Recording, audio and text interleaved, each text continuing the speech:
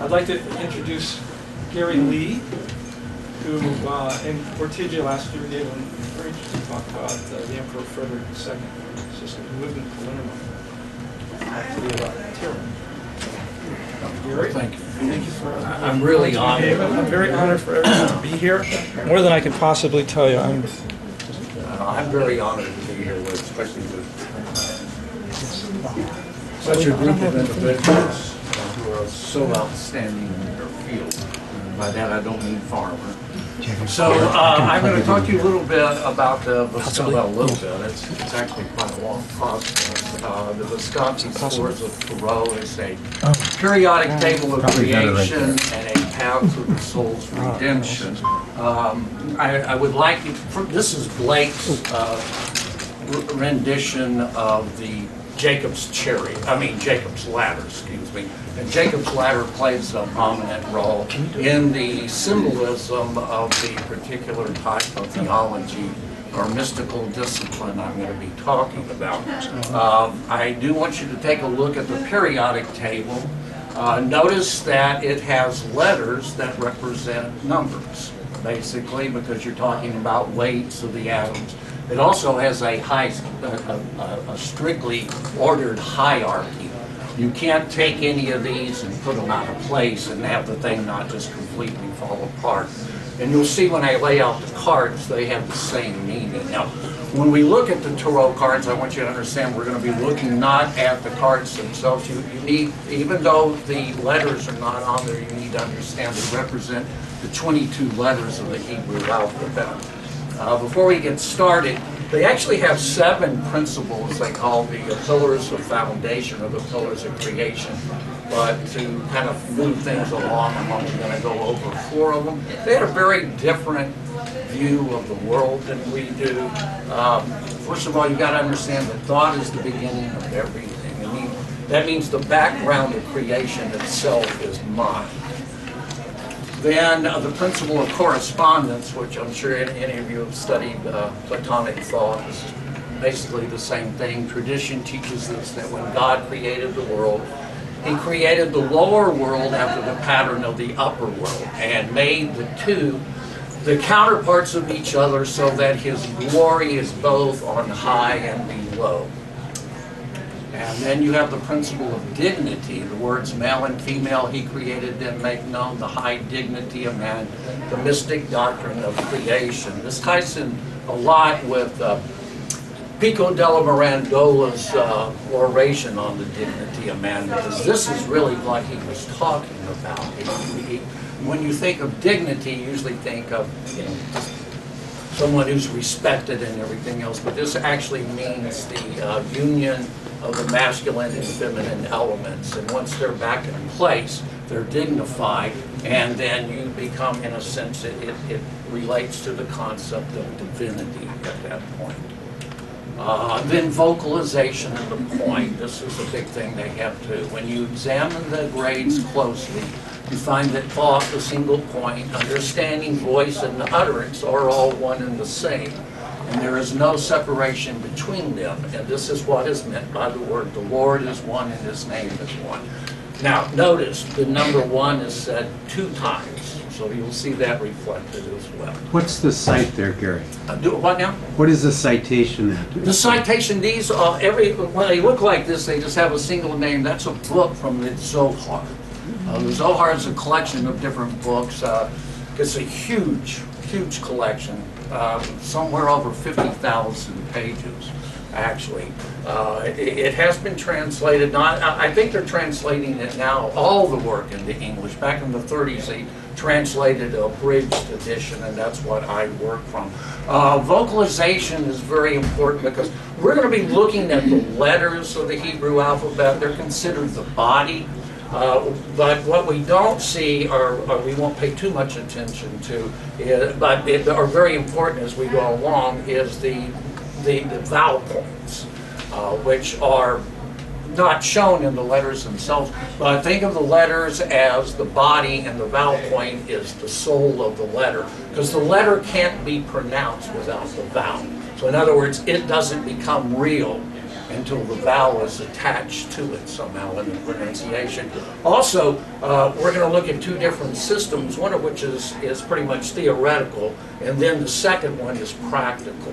So thought, the vowel points basically replace thought when they do their meditation. So they'll be vocalizing, and that becomes the center of their thought process.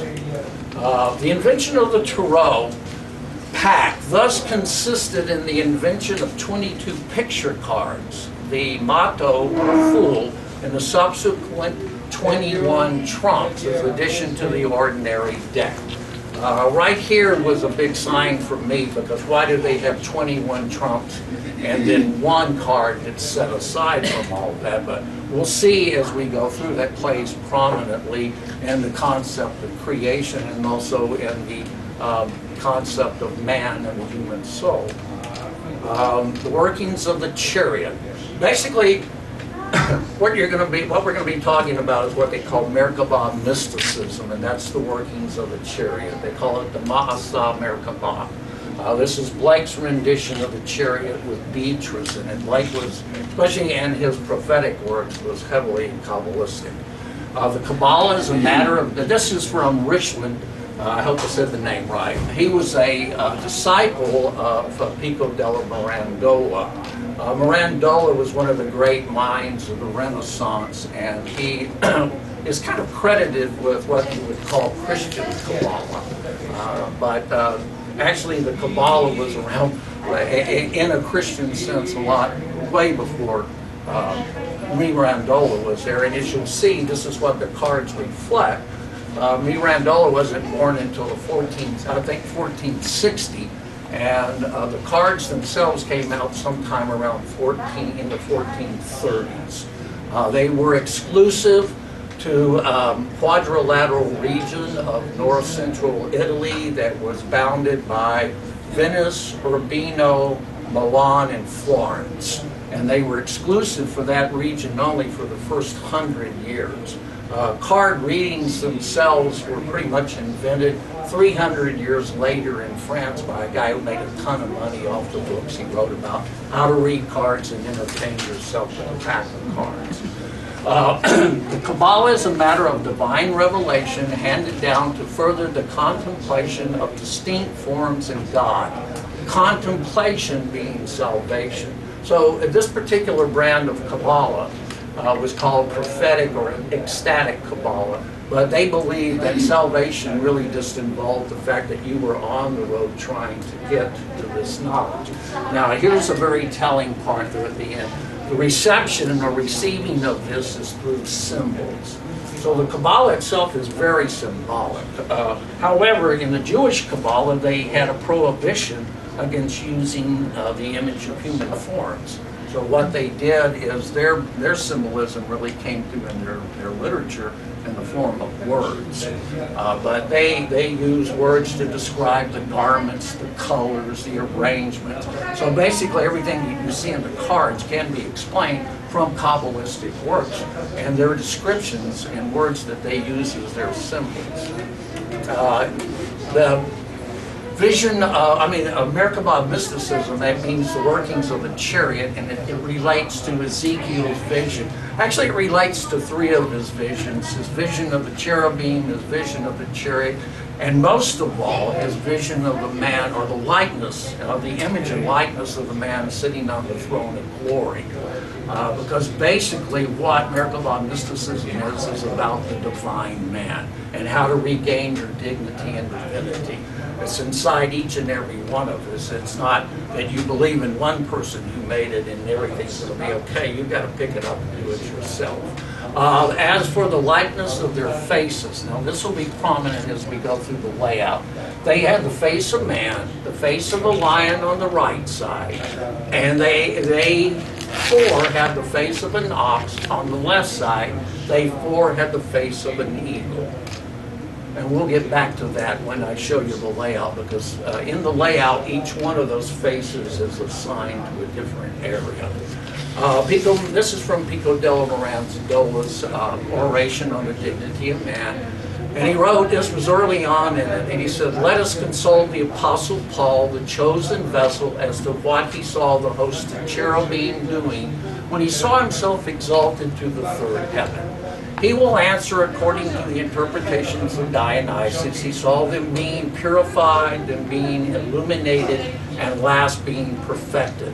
Let us therefore emulate the cherubic way of life on earth.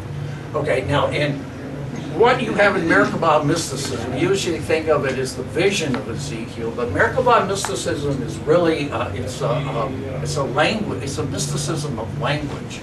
And it breaks itself down into a linguistic construct. The three operations you have are gematria, Tamura, and Notoricon. Now, gematria is where each one of the Hebrew letters is assigned a number value. That's how they used to count back then before they had the our typical number system come in. So that in gematria, you break the words down to their basic numerical value, and you add them up and see what they are. If a word has a numerical value, you find another word with the same numerical value, that means they're related very closely. They're almost identical. An example of that, let me go on. The Tamura is where you replace a letter with another letter, a specific letter that you know of. And then the Toricon is where one letter or two letters can stand for a whole phrase. But with gematria, real quickly, we can get an example of this. In Hebrew, the word cherubim is cherubim, and it has an identical value to the word Merkabah. So when he's talking about the cherubim, he's actually talking about Merkabah mysticism is what he's talking about. And you'll see in the cards themselves the cherubim play an important part. Plus there was a, I'm still trying to figure out exactly where the cards came from too in some of my research, but there was a group back then that was referred to as the unique cherub circle. And some of their philosophy or some of their ideas in this show up. Okay, the sacred letters of creation. And we're going to look at creation, and then we're also going to look at the idea of the human soul, because when the Holy One, blessed be He, created the world, He did so by means of the secret power of letters. The letters were shaken about before Him. He created the world by tracing the holy name. This is very important. The holy name is the tetragrammaton, it's the four-letter name of God. Let's see. The letters presented themselves for participation in the world's creation in a variety of permutations. The Hebrew mystic Abraham Abulafia defined Merkabah as letter combinations, permutations, and divine names, and that's what we're going to be looking at. Over here on this side, certain letters materialized within a measured outline, and the mystery of Adam was formed and shaped of them. So these letters have proceeded in a direct line in their proper order from the mystery of the primeval life. So what you see is basically the concept of creation and the concept of man are parallel events. What sparked creation was God's thought of man made in the image of God, and from that's referred to as Adam Padmon. It's just kind of the idea that even preceded of man, that preceded creation itself. From that thought grew light, and light burst forth, and then God said, let there be, in the beginning God said, let there be light. The sacred Hebrew, here's we have all the numerical values working here. So when you look at the cards in their layout, they will be in alphabetical order. The alphabetical order actually, when it was laid out, formed the outline of Adam himself. We'll get back to some of this. Then you have, let's see, I'm going to go down one more. Here, the letters are broken up in the Sefer Yetzirah into three categories. You have the three mother letters, the seven double letters. Now, by double, they mean they have two different pronunciations, which will be an important part of what we look at. And then we have, they call them simples here, but it's really referred to usually as elementals. Now, the double letters will have like dual concepts that work with them. And when we look at the creative construct, what you're going to get into, let's go up to the tree here. Okay, this is creation itself. This is Kether, and everything preceded downward. These three right here are referred to as the mentalities. This is Kether, the crown, Hokmah, wisdom, and Binah, intuitive understanding. I'd like to And then as you proceed down, this is where creation itself started, came down this way. So this is the fourth sephirah. This is Chesed, or mercy. This is Geburah, which means it means severity, judgment. I'm really honored. It's a little heavy hand. This is the left side. More than I could possibly tell you. I think, you know, you have kind of very sinister. This on this side is where brought into creation as a necessary. So I'm going to talk to you a little bit about the vessels. Now these were all referred to as vessels. When you look at periodic table of creation, you also have self-redemption. So here's I would like you. This is Blake's. This is the divine of Jacob's cherry. I mean Jacob's lamp. Over here is Jacob's ladder plays a role in the symbolism of that's foundation. This is knowledge, or mystical. Just represents what we're talking about. This right here is the center look at the periodic center pillar.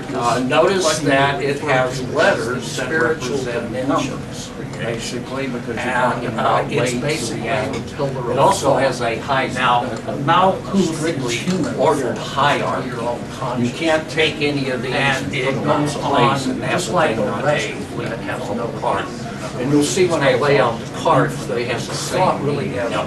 When we look at the tarot cards, I want you to understand we're going to be looking not at the cards. The other two pillars, this is thought of, the letters are not on there, you need to understand. The other two pillars, this is the right-hand pillar and the left-hand pillar. Before we get started, they actually have 7 principles, they call the pillars of foundation. And then these 6 pillars right here form the body, move things along, and I'm going to go over 4 of them. And they're very different view of the world. Also, as you go up and meditate, first of all, you've got to understand that God is the beginning. These will be, that means right the here, background of creation itself is mine. Here's your 3 rungs of then the principle of 3 rungs related to the 3 mother letters, which are Platonic thought, the 3, basically the same thing. Main is water. God created the world. Is air. He created the lower world after the pattern of the upper world. Mystic made the sea.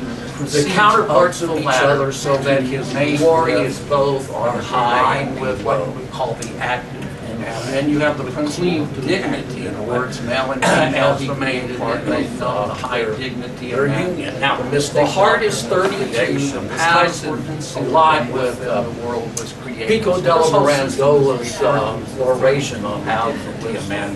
This is talking about the heart, because the Hebrew word for heart, when you think of dignity, which we get our word love from, and someone who's respected, it's number 32 also. It has a union of the masculine. 32 have out of heart, and once they're back in a place, they're dignified, and then you become, in a sense, well, I'll be coming back to the concept.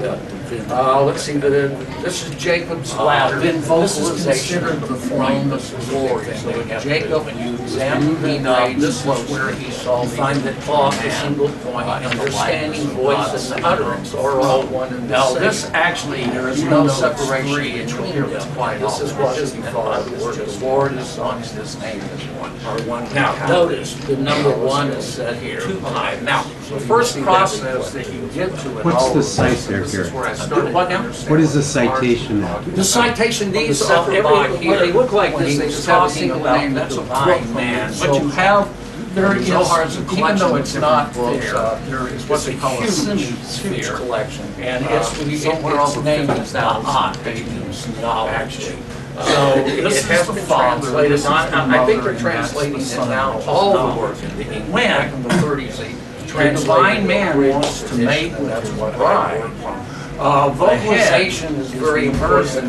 We're going to be looking at the letters of the Hebrew alphabet. They're considered the body. From there, but what we don't see, or we won't pay too much attention to, these reversed, but they are very important as we go along, is the vowel forms. Which are not shown in the letters themselves, but think of the letters as the body and the vowel is the soul. The color white, because the letter can't be pronounced. The color green, in other words, it doesn't become real. Three different souls or aspects attached to the nephesh, which is the white. Also, we're going to look at two different systems, one of which is kind of the feminine aspect, and then the second, and then you have the shama. So the shama was the word neshama is the word that they place of thought when they do their meditation. So they'll be vocalizing, and that becomes the sense, the highest of their thought process. That's actually referred to the invention of the Tarot path. Thus consistent in the invention of 22 yellow hair and the curly lotto for the fool. Zerop is 21 trump, in addition to the ordinary system. Right here was a big sign for me, but why do they have 21 to explain it? And then one card that's set aside. That's very important. We'll see as we go through the plays prominently and the concept of creation. And also between Yeso, the first path that goes man is soul. Ha, last workings of the chariot. Basically, what we're going to be talking about is what they call rectification of Yesod is the first process in the chariot. They call it the Mahasam Merkabah. This is Blake's rendition. That's the chariot process. All the way up. This was considered the prophetic crown. Was heavily Kabbalistic. When these two made the Kabbalah is a matter of this is from rich spirit mind together. Then they make a disciple. They're one, and they act anything below is feminine. So they're the female, and then they made the female Tithra. It's kind of credited. And that's the second crown. And then the third crown is Tithra itself. Actually, the Kabbalah was around in a Christian sense a lot way before Mirandola was there. And as you'll see, this is what the cards were. Well, basically what you see here, his head right here, up here, and then it's reversed here. Cards themselves down like this, which is right above Malkuth, which is they were exclusive, and then you see the quadrilateral region of North Central Italy that was bounded by Venice, Urbino. You've got to go through the letter Pa to get in, and they were exclusive for that. Turns out it's the last of the first 100 years. Card readings themselves were pretty much invented 300 years later in France by a guy who made a ton of money off the books. He wrote about how to read cards and the trade. Well, see, actually, a lot of this is a matter of divine revelation handed down to further the contemplation of distinct forms in God. Contemplation being salvation. So this particular brand of Kabbalah was called his father, ecstatic Kabbalah. But they believe that salvation really disforces the fact that Visconti's father trying to get was actually. Now here's a very telling part. The Pope is a heretic. The reception and the receiving of this put all these paintings of all the bridge very symbolic. However, in the Jewish Kabbalah, they had upside down by 1 foot using the image of human forms. So I basically think that is their symbol. But you can also think of it somewhat as a form of Prometheus. But they use words to describe environments, colors, and range. So basically, everything you see in the cards can be explained from Kabbalistic works, and their descriptions in words that they use. Absolutely. Thank you very much for bringing that up. If you notice, his vision, Merkabah mysticism, that means you're seeing that he is buying relates to Ezekiel vision. Actually, it relates to three of the things. Vision of the cherubim, the vision of the chariot. And most when the Torah says that a man is created in the form of God, it means that his body is a counterpart of the lower structure. Basically, what the structure of the Sephiroth, which is Zerah, was originally in the game. as was Adam inside each creation. When the Torah says that Adam was in the image of God, male and female, it means that the androgynous Adam was the likeness of their faces. This will be common. The names there, they have the face of man, the face of a lion on the right side, and they four have the face of an ox. But you also have left side. They four have the face of an each and every one of us. And we'll get back to that. When you look at the cards, you're looking at the layout. Each one of those faces all relates signs of different. People, this is from people Divine Man, this is Rachel, Divine Man, which is actually, he wrote, this was early on, and he said, let us consult the Apostle Paul, the chosen vessel, as to what he saw the host of cherubim doing. When he saw himself exalted, but I basically, I answer according to putting up here because they use anthropomorphified, all of them eliminated, and like last video performing, let us therefore emulate cherubic ways of life. He warns his disciples, and you use these. What you have in Merkabah mysticism, you usually think of it as the vision when you're talking about Merkabah mysticism and God really the same time. So language, so mysticism, and it obviously comes down how screwed up a linguistic construct. Gikatilla wrote the three operations created the human body with Tamura and organs, the Torah. The matria is where you each one of these letters reveal sign of the letter. That's how we look at the cards and the letters, and they always refer to the typical number system. When the first process, the matria, you break the words down is their base part of this. But let me go back to numerical value. Because the first construct they are looking at, a word has a numerical value. In the process, weaving cosmological concept is thought of as an example of that thing that's separate. Tomorrow, when you look at the letters of the cosmological concept specifically, you want to study them, and then the Torahcons where one letter, I think it's a letter, number, and communication. But with gematria, real quickly, we can get an example of this. In Hebrew, the word cherubim is cherubim, and it has an identical value. But as you will see, when I lay these talking about the cherubim, actually, by the end of this talk, you'll see that it actually is you'll see in the cards themselves, because they thought that the Torah itself, plus there was a the crown of the throne. I'm still trying to figure out exactly where the cards came from. And there was a group that plays a prominent role in a lot of the philosophical thing. And I know some of their philosophy, Plato and their ideas show up. Okay, sacred letters of creation. Going to be the weaving. We're going to look at creation and then we'll be on to the idea. Because in this particular when the Holy One, blessed be He, created not be, did so by virtue of the secret power of God. Until the letters were shaken about before Him, He created the world by tracing the holy name. This is very important. The holy name is the particular method of weaving them they use. The letters presented themselves for particular participation in the world's creation and a concatenation. Concatenation is where you take Hebrew, mystic, Abraham, to derive a whole different letter combination. Do so by reading, as it says, concatenation is the Kabbalistic term. Over here on this side, certain letters materialize in the measured outline horizontal and atomistic forms that shape them. That'll be the so these letters are proceeded in a direct line in a proper order from the mystery of what the miracle of mystics do. What you see is basically the concept of creation and the concept and they would separate it down to what sparked creation was God's thought of studying the letters themselves, what were their meanings, that's referred to as how were they communicating. Put them back to the idea that even precede of man, the whole creation itself. From that thought actually grew light.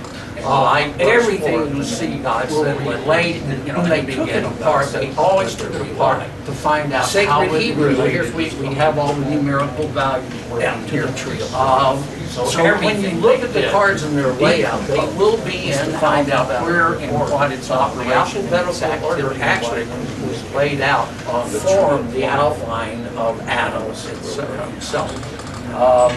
We'll get back to some of this. Again, then you have technique of letter permutation. Here, the letters are in Novolognia.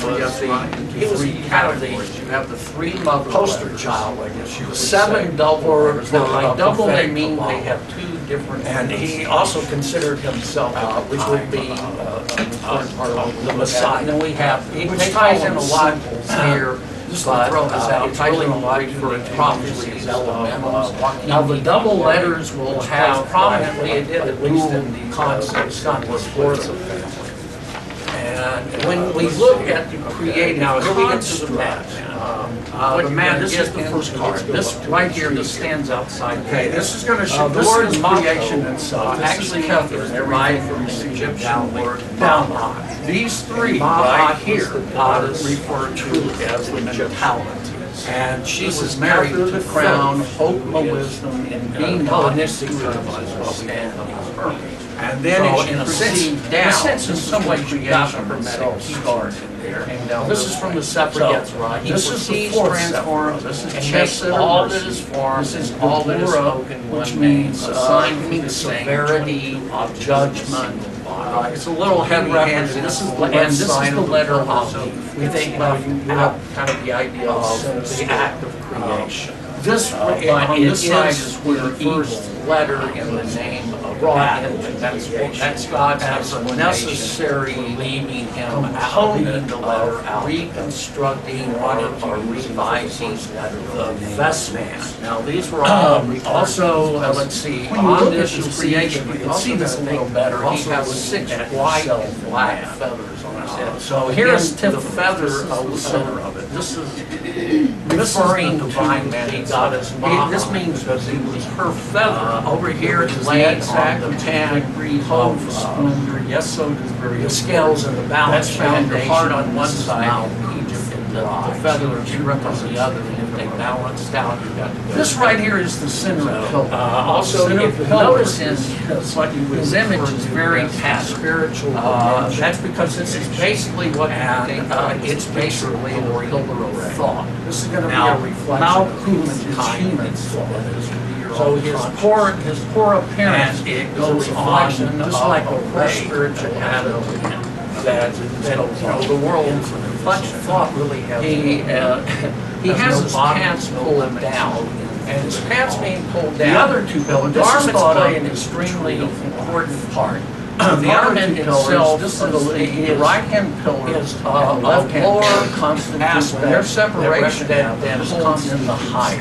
So then these 6 pillars right here form the body of the poor spiritual condition and the divine man. This particular rod here, also as you go up the meditative part, would be on the tree of life. Is what you consider right here. This is Jacob's. That's called the spinal cord. Yours your 3 down the spinal cord. 3 rungs are related to the 3 other letters which are related. Because that's the main path that you want to travel. Main is water. His pants being pulled down means that she feeling fire. So, and notice his fingers pointing towards the seeds of the ladder, and relating to the concept of our divine with rectification of yes, for the male and female as the main. The letter Aleph in the process. Now, the heart is 32. It has shut sealed, and with it will be what this whole system what would refer to the thought of these being housed. You take and they talk about the heart, which is the Hebrew word for heart. It's what weaves the fabric, which we get our word love. So it actually combines all the letters. It's number 32 tablets. That's up to the number 32. So the 32 paths of heart. The first thing let's go over the numerical value, so they have the same. As I said earlier, this is the spiritual. Let's see, Just like this Jacob's ladder. This is considered the throne of glory. Another thing about the moving up, this is periodic table that's different. Also, the periodic table represents throne. Now, this actually, even though it's three, to them, to us, it's something that has weight and occupies space as one tower. To them, if you had weight now, the first process that existed on all of this, these two pillars right here, when there's separation, that comes separate by here.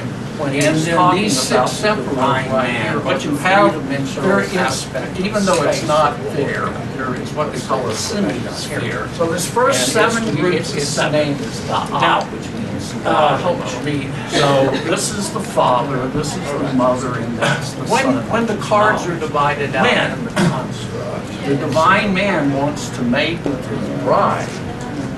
The head is reversed and takes the place of Melchizedek, which is yes. Now I'll just go back. And there, the Pythagoreans played a very important role. They had a great. He's reversed in the symbolism.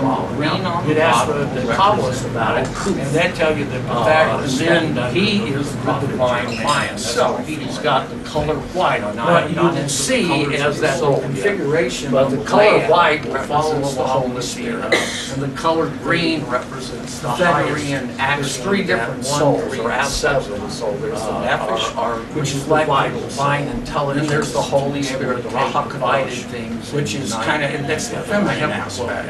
And then you have the Shama. The neshama was, the word neshama is the word that they use in the Bible. So this is, so the seven, you'll have three rolls of seven cards each. So that's the first roll, this is the spiritual dimension. That's actually referred to by Richland soul in the middle pillar was Malcolm. Notice he's hanging here, his yellow hair, see, and curly locks reversed here is Terop and usually described with black hair. This is not on itself. He's always teachings on almost all of it. Never shown to explain it, but this is not out of sight and has to be unified and put together. So, like we can see here on this first card, which is called between Yeso, the first path that goes up is he is the letter Beth, Emel, Ali, Hey, Va, Zayn, and the rectification of Yeso is the first process. Notice he sits on a cubic space. That's his throne. He sits on the six. That's the same process that goes all the way up. Just anytime you hear the number 6, when these two made, when the Nephesh and the Holy Spirit bind together, then they mate up with. They're one, and they act anything below is feminine. So they're the female, and then they mate with the male pronunciation, Tithra. And that's the second crown. And then the third crown, Tithra itself, mates over here. And that is the lower. Yes. I was just wondering how you made the concept of the image of the hangman created. Well, basically what you see here, his head right here would be up here, and then it's reversed here, so down like this, which is right above Malkuth, related to Earth here. And then you see the letter Ha, from which he is and the letter Hey is the self process, never separated enough from the path to go into. So this got to go through the letter Ta to get into as it turns out, it's the last letter, the Ramadan self. Does that answer your question? Is the one who unifies the divine name. He's considered the Zodic. Zodic operates, when I showed you well, see, actually, a lot of this in the Visconti deck, what you will see is a lot of this is tied in the first crown. You'll actually first crown is a state of purity, and it relates to the state of purity, and it relates to the Zodic. Notice also that these Sforzas, these four right here sit on regular thrones. Actually, you can't see them, but they're on six-sided platforms. As a heretic, their throne is based upon. Put all these paintings of the bridges, chariots, with his father hung upside down. What you have here, you have out of order. You have secreted. So basically, that's where the name tetragram. You can also think that he unifies somewhat as Prometheus. This is the unification, because in a sense the gods were married between the male and female elements. And notice, if you can see it here, this a lot of people think it's a cherub. Personally, I think it's absolutely the god. Thank you very much for bringing that up. Because if you notice, his leg goes from here to here. So you're seeing that he is binding with the concept.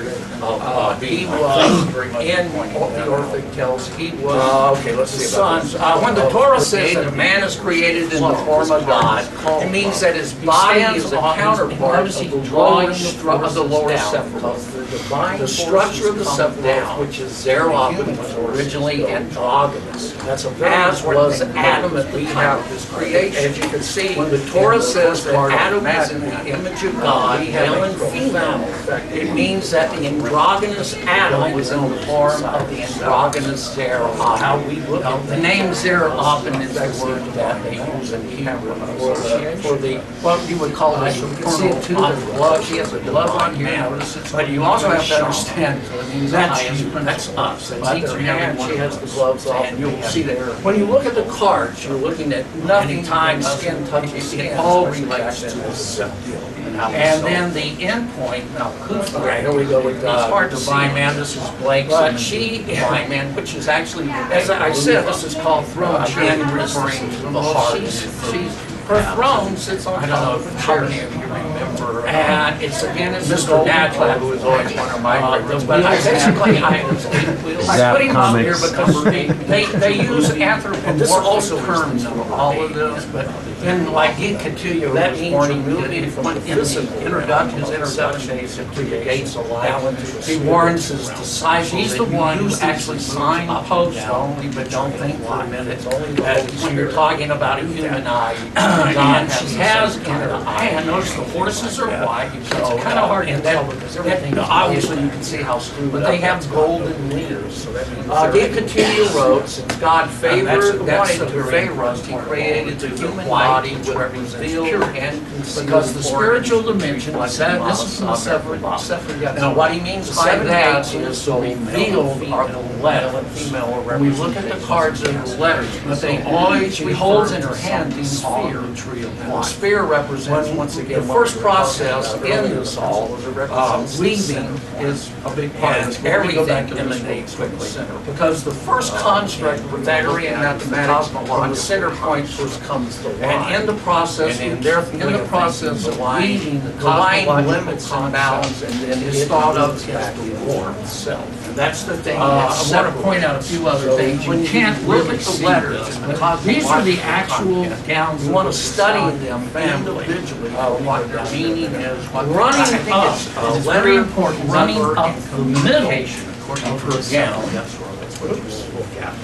Gikatuya went a little running up the middle of the gown are what they call the Romean activities as well. And this is the central operation. I laid the cards out that they actually, and by the end of this talk, would be thesis, antithesis, a woven fabric coming together. Because they thought that the Torah itself was a mathematical concept. The crown of the throne of glory was a woven fabric. Three of them had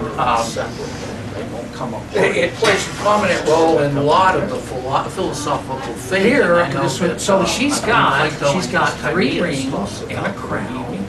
3 rings. It's cosmogenic. What it is going to be the weaving of the cosmological. She represents the being, because in this particular brand of thinking that she is the lower hay, so she represents the Holy Spirit that actually comes to both the ontological and the cosmological. And on his gown, he has the Baromean rings also, but they're all over his robe.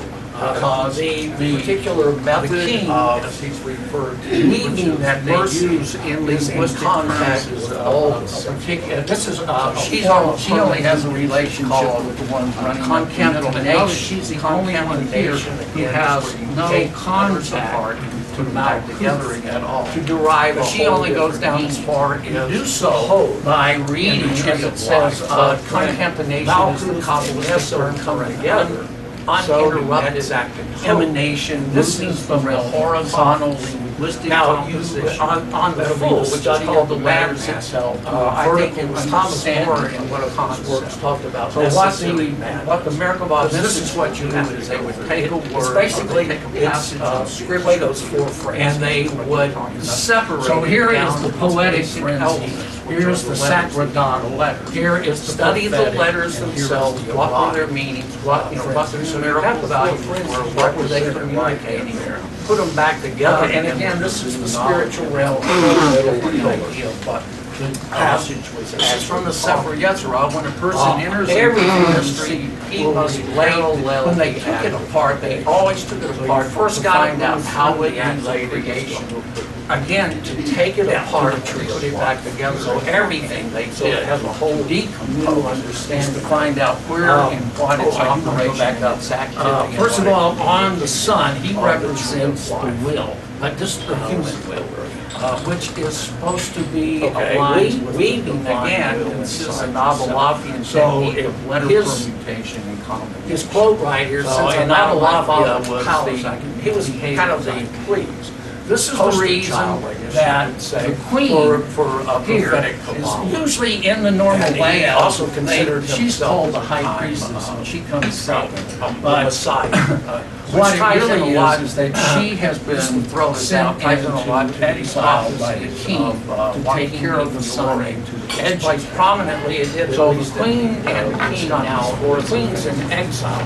In other words, the Shekinah is in. Now here we get to the perfection of the man. This is the first card. This right here can't happen.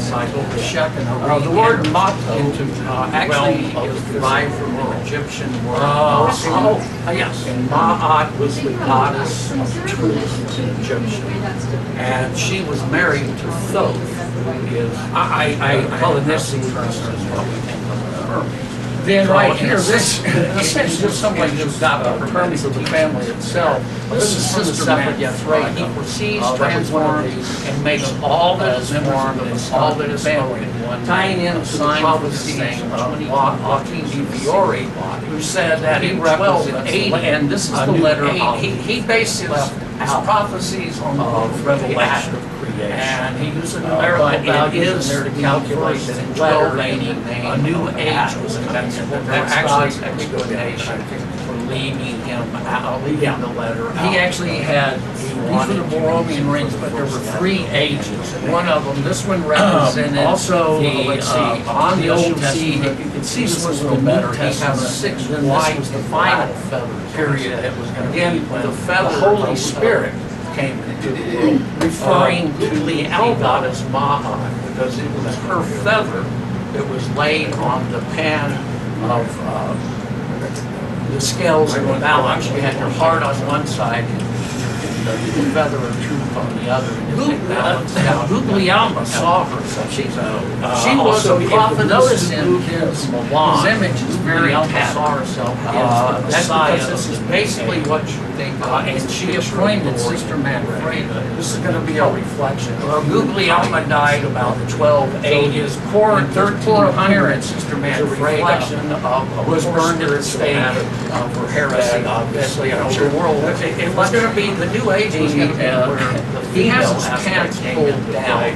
And the pants being pulled down, Roman Catholic garments play an extremely important part. So you know, the garment itself is so they decided they'd go ahead and ask her at the stake. But then they dug up Guglielma. So his tattered outfit is a representation of symbolic. I say this because I think somewhere along the line, this particular rod here that came in, that's where the cards came out, would be on the tree of life. Even Isaac Newton, they had a that's called a spinal cord. The New Age lived down so they can't be calculated. Basically, it was. And one of the last people to try to do it because that's the main Isaac Newton travel. And his prophecy is that his pants being pulled down means that he's revealing secrets. We still have that. And notice his fingers pointing towards his general. Would be damn like again relating to the concept of the stuff rectification of yes, the male and female. Okay, let's see. The letter Aleph is actually the process of leaf is Bromine rings, and it will be what you use, or what would you use when you move up, take in meditations, when you move up on what we use the fabric together. So it actually combines all the letters together, but the act tapestry in one. So you got the three crowns. The first dimension, let's talk the three crowns of Solomon. You'll hear it referred to the tree of life. As I said earlier, this is the spiritual dimension. Just like we had mentioned the creation of the crown.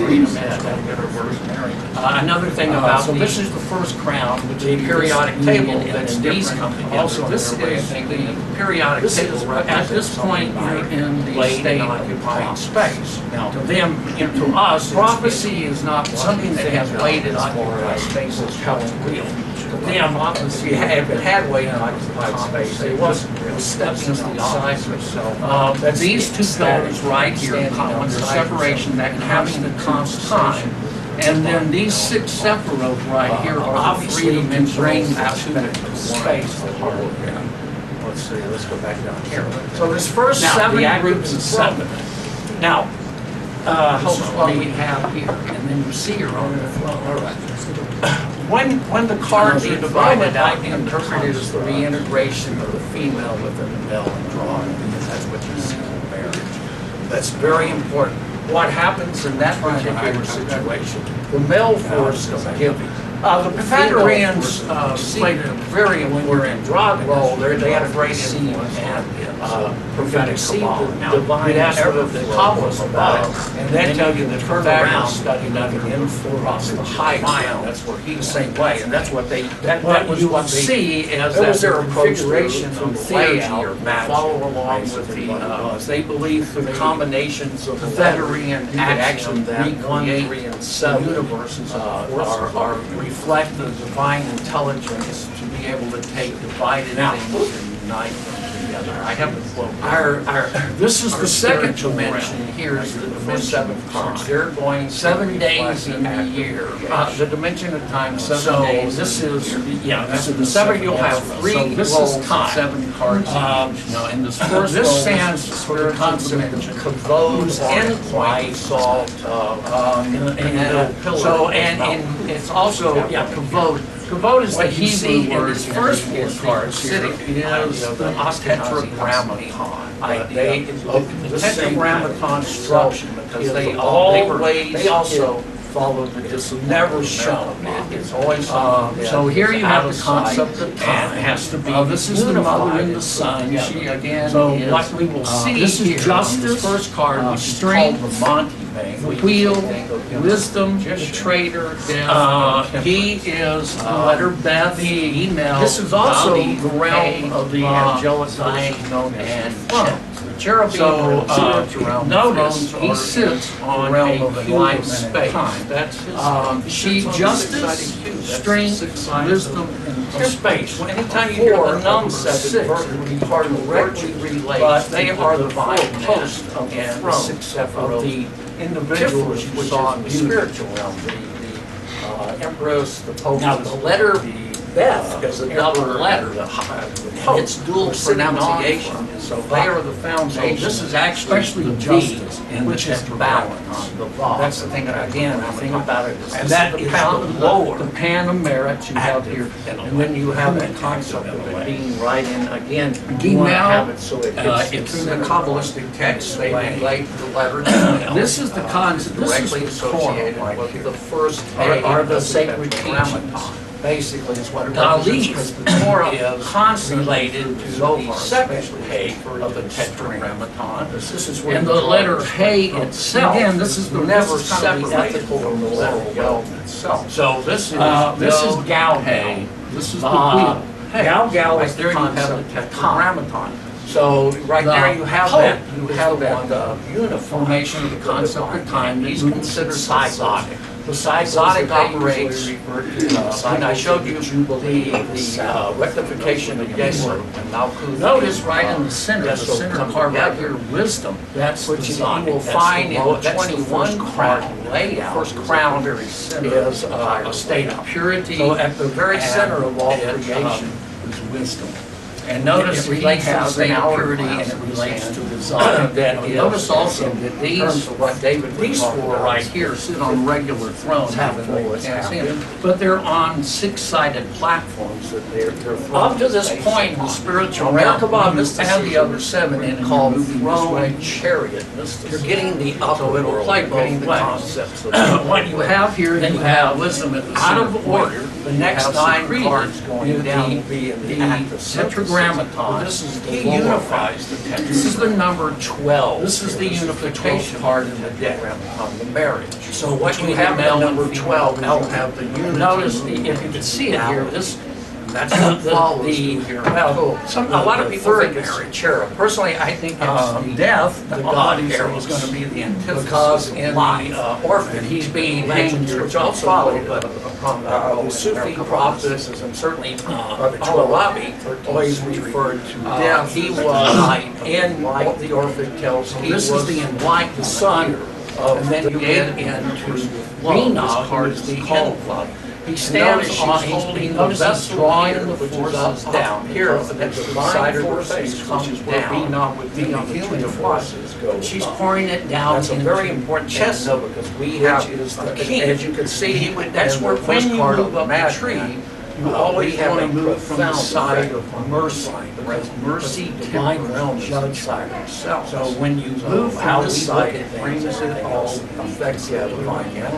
And then you have the everflow coming down. And notice because of the purity, she has the glove on here. Notice it's green for the shaman. So that means the highest. So you have thesis by their hands. She has the gloves off, and they have their hands holding each other. Anytime skin touches skin. To everything when we know Ecclesiastes. And then the end point, it's hard to see. The Sefer Yetzirah states that the Galgal, the cycles. As I said, this is called throne chariot mysticism of time. So her throne sits on Galgal represented there in the wheel. And it's against the golden platform. The wheels have 8. You've got the ascent, the number 8. So that's the progressio. No, you have the descent and the ascent. Then you have the old and the dumb. So you have these opposites now into the spirit. Notice she's blind. She's the one who actually moves back and down. That means that she sees neither the right or left side. And she has a state in hand. Notice the horses are white. It's kind of hard to tell because they're trees. And this is, but they had golden wings. He's referred to as Kabbalistic text. And that's a very Metatron was white is the angelic form. Because the spiritual dimension, this is from the Sefer, Enoch walked with God, 7 gates of the soul, Enoch he became angelic in his form. She holds in her hand the sphere. Metatron, sphere represents his angelic name. So that's actually, in a sense, and everything emanates from angelic man. In Pythagorean mathematics, from the center point first comes the line. And then their way of thinking, the line right here bounds, and then it moves. Oh, that's wisdom. Wisdom is supporting. I want to point out a few other things. The old man, almost everyone, and notice he's got all white on. He's pure. You got the nephesh, which is running up, descending, running out of the middle, coming up. That's her again. But they are. He's supporting it. Yes, he is supporting the gown, or what they call the Roman. So as you will find that when we look at the three tiers central operation are part of the whole layout. So wisdom is basically the foundation of the entire construction that we're going to be looking at. The Roman rings are a real interesting mathematical concept. No 2 of them can be together, but 3 of them together. Right. Come on. waters define gravity, and I'm wondering what the... Here, so she's got actually, when you're in the proper state, what that we'll look at when we do the vertical reading on this, is that it's going represents the Sephora. When you're in the proper state, you're male and female. When you're she is the lower head, so this can come down and that can go back up. So a lot of the cards you'll see where the water is on his gown, he has the Borromean rings also, but they're all over already. Oh, advancing in days. Again, the dimension of time is in contact. That's the alteration that's supposed to be going on. She only has a relationship with the one running up the middle. And notice she's that relates here who has no contact war. Now, we look at the Empress and Pope. That's in war. That's God's blood. The second is Malkuth and Yesod come the upper one. So it's Pope. The High Priest realm of Prophet, not the High Priestess. Now the Empress on the higher, which is called the Madman. I think it was Thomas More in one of his works talked about that aspect. She's referred to because this is what you have to go through. And she's basically it's one of Plato's four friends. She'll be that she's our. So here is the poetic frenzy. Here's the sacerdotal, and our understanding that, and here's the higher revelations would come down. So you have the four frenzies represented. All the king's secrets are. And again, this is the spiritual realm. I have a whole lot of supporting. This is from the Sefer Yetzirah. When a person enters into history, he must parallel the act of creation already. So here we go. Got to move third, the act of creation. Again, to take it apart and put it back together again, so it has a whole new understanding. I do want to go back. First of all, on the sun, he represents the will, just the human will, which is supposed to be aligned with the divine cleaving inside yourself. So his human intellect, his quote right here, since I'm out of my father's palace, I can behave as I please. This is the reason that 7 planets in the universe. Now, actually in the normal layout, she's called the High Priestess, and she comes out so much. But this is, what it really is that she has been sent into exile by the king to take care of the sun and to I'm probably pronouncing it. So the queen and the king now, the queen's in exile. In other words, the Shekinah is in exile. And this would be the perfection of the universe, and the human soul can't happen as you move down. Notice this is what I would think of. This is the antithesis. Let's see. Love, where they're being married there. Because here, this is the 15th card, so you have the 1 and 5. I have 6, but notice that the digits are separated. Then right here, this here, just in terms of the family itself, this is Sister Manfred doing.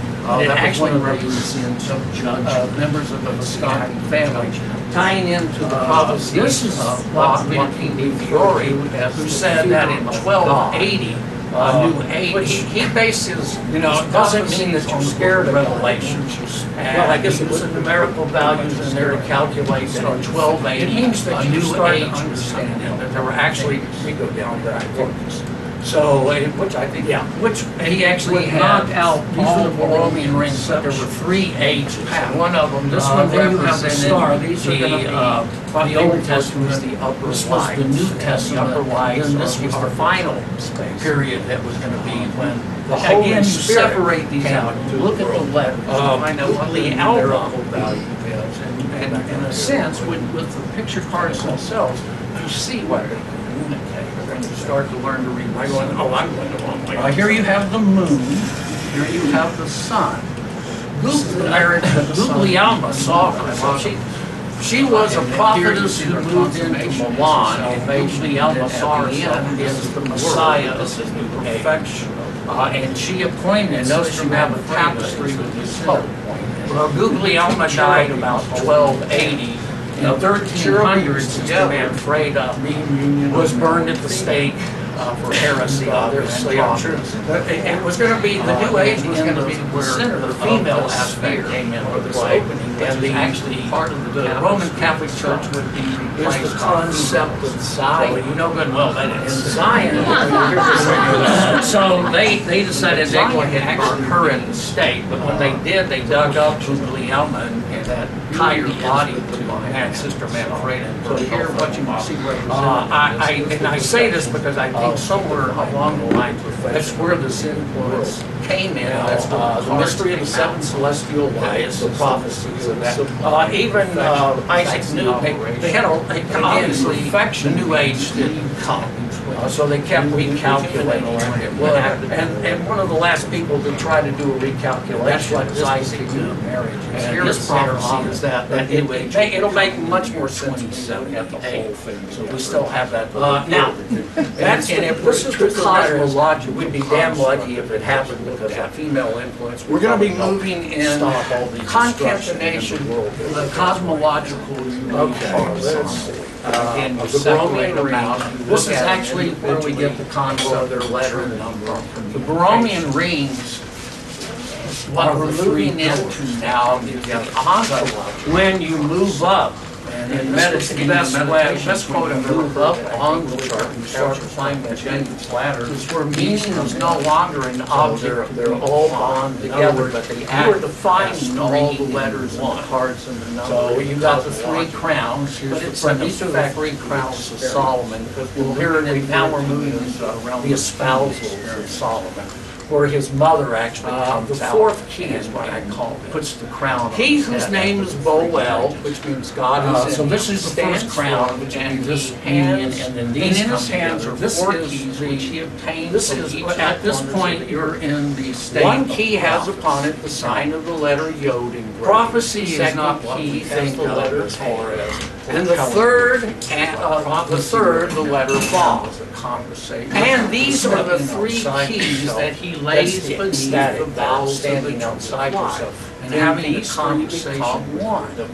Then the fourth key, and obviously the last key, which bears upon it the second A, joins the three which have become now the active and all angelic host enter by what we have here. Four keys to the Garden of Eden, where with the one voice, the enthronement might be interpreted as the divine unity and the self-same moment. That's what you see in the marriage. That's what you see, right? That's very important. What happens in that particular situation, the male force is given. We have again, you have thesis, antithesis, synthesis. You can receive this divine everflow from above. This is the marriage, and then you can turn around and this represents higher realms. The same way, and that's what that was their approach to theurgy or the concept of resurrection. They believed through combinations of the letter you could actually recreate the universe. So the four keys, we're moving into what they call the fourth key. And here's the Pythagorean theorem I was looking for. Our second dimension here is time.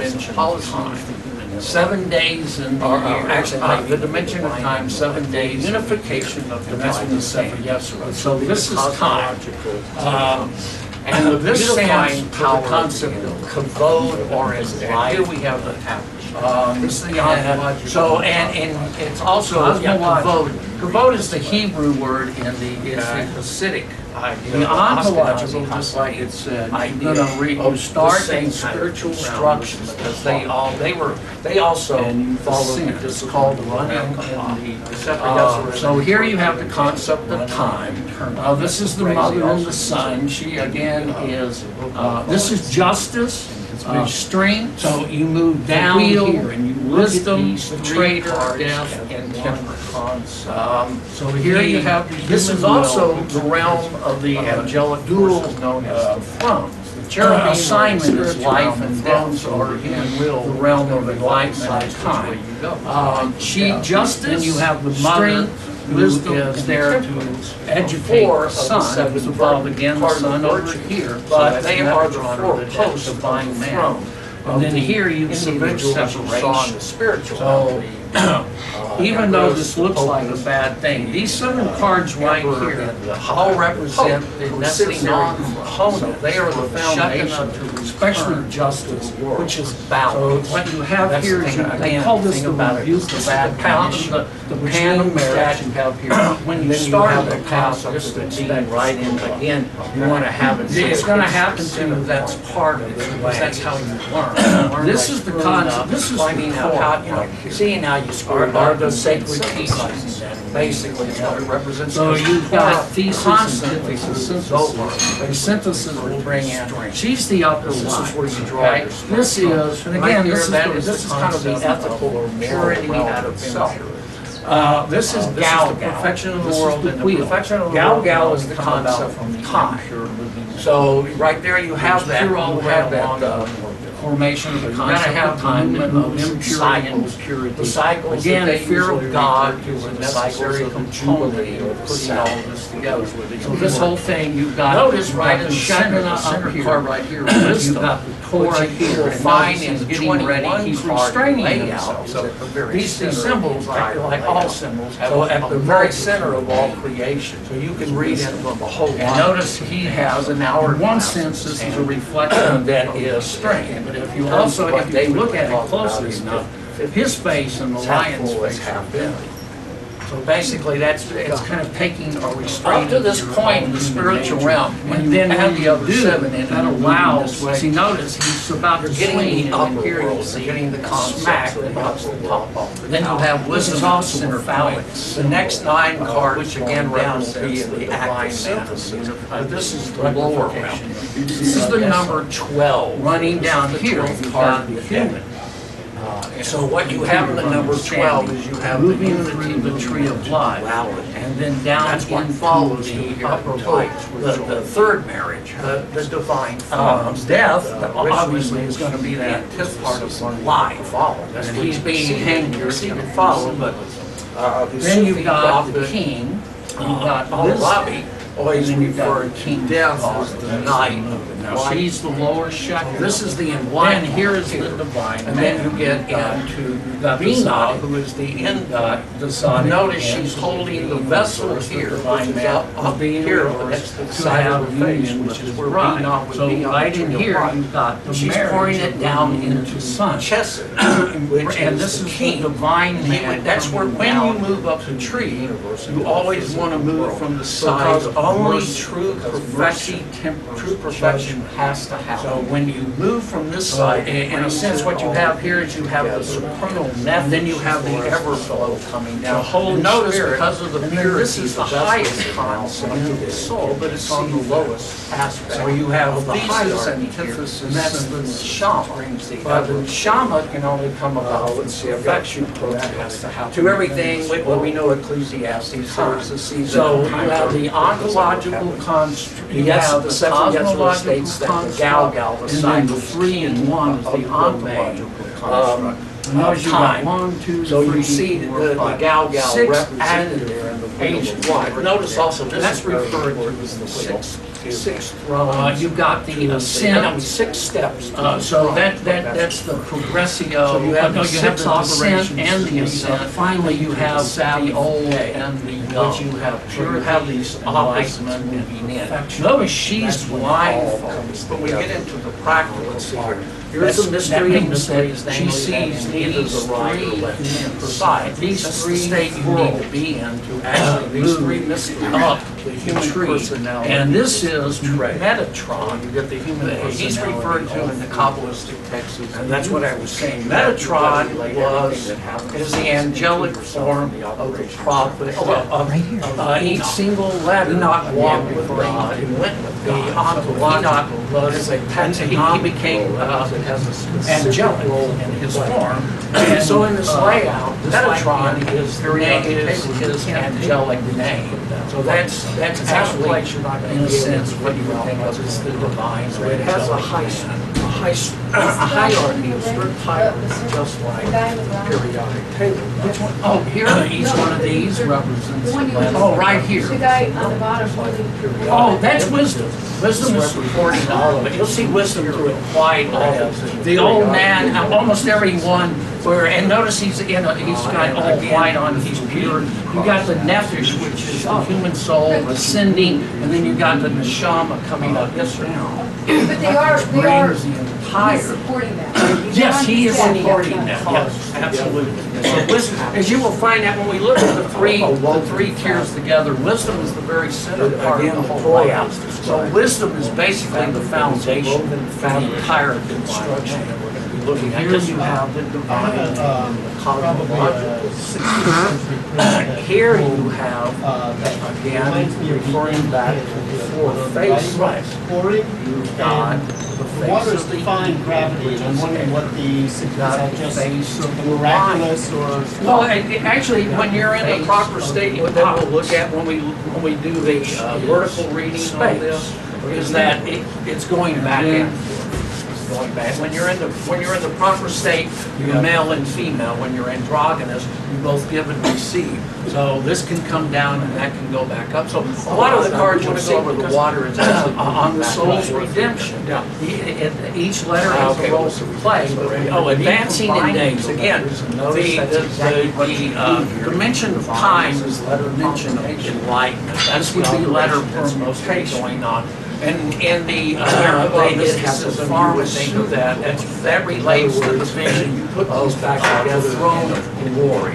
Now, we looked at the Empress and the Papacy. That's glory. That's God's glory. The Shekinah is referred to restore or erect. The upper one is the high priestess. We are dealing here with the Empress is the high ascending and descending throne. At the moment when the two acts coincide, that aspect, the mystic has reached the aim of its practical, and she's what's inside each and every one. And she'll be that aspect. She's our intuition. I just do that one. The unification, our understanding, transformation of the mystic. The higher revelation becomes the diadem of the all the king's secrets. Such as a transformation of the mystic may also be described. I have for a whole lot of letters, weaving as the letters are rewoven. And it's linguistic and ritualistic activities. And here we go into this interwoven into the third dimension. This is the dimension of space.